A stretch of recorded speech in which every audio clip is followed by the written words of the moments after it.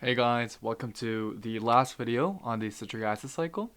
So last time we took a perspective from the number of carbon molecules, but today we're going to actually go through all the substeps and all the details. So you'll remember that in the previous step, which was pyruvate oxidation, our final result was this 2 carbon molecule, which is acetyl coenzyme A. Then what's going to happen is this acetyl coenzyme A, which is a 2 carbon molecule, is going to combine with oxaloacetic acid, which is a 4 carbon molecule. So let's draw something like this. And it combines and it becomes citric acid, which is a 6 carbon molecule, as you can see here. And then this citric acid is going to be a 5 carbon molecule, then a 4 carbon molecule, and this is how the cycle forms. Now, when this acetyl coenzyme A, you'll remember that in pyruvate oxidation, the 2 carbon molecule attached with coenzyme A.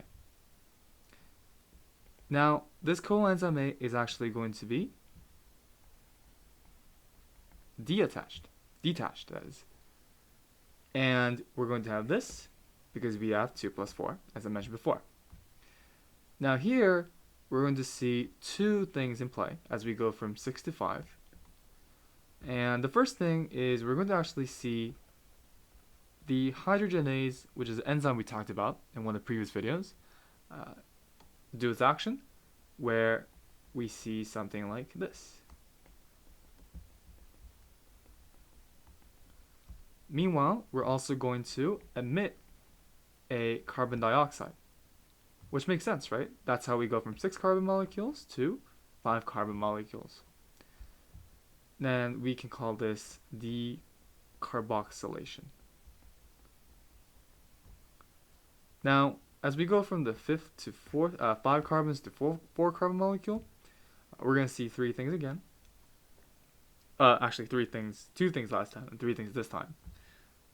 We're going to lose a carbon dioxide for the same reason, because we have to lose 1 carbon to get to a 4 carbon molecule. We're also going to see dehydrogenase strike again, so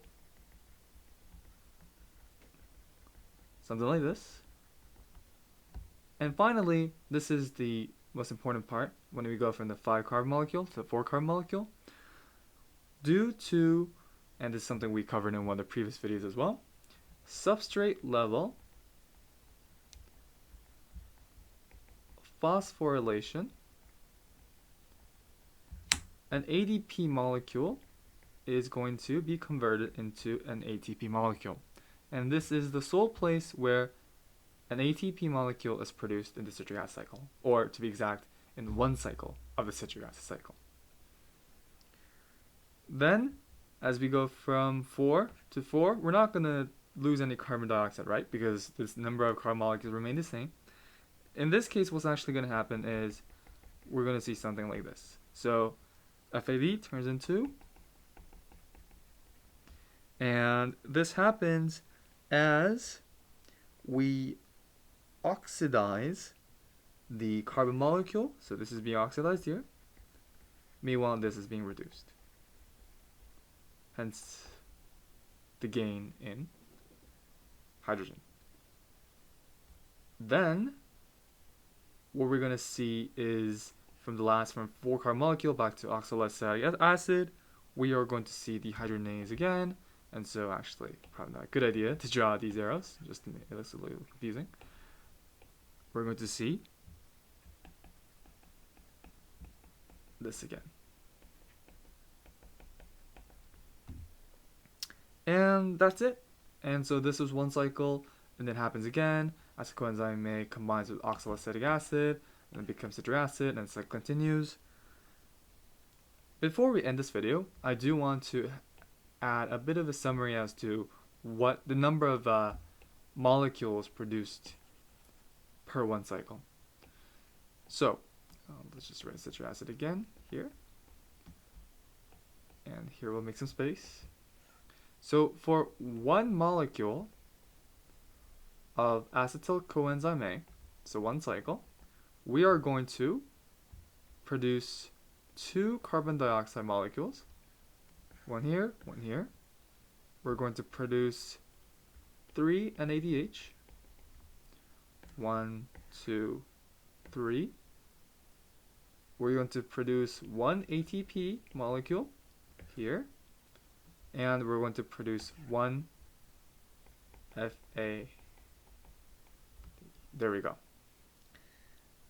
And that's it, guys. Now, the citric acid cycle is something that we have to consider in conjunction with the next step of the cell respiration, which is oxidative phosphorylation. And so I'll meet you guys about there in the next video, talking about oxidative phosphorylation. See you guys. Thanks.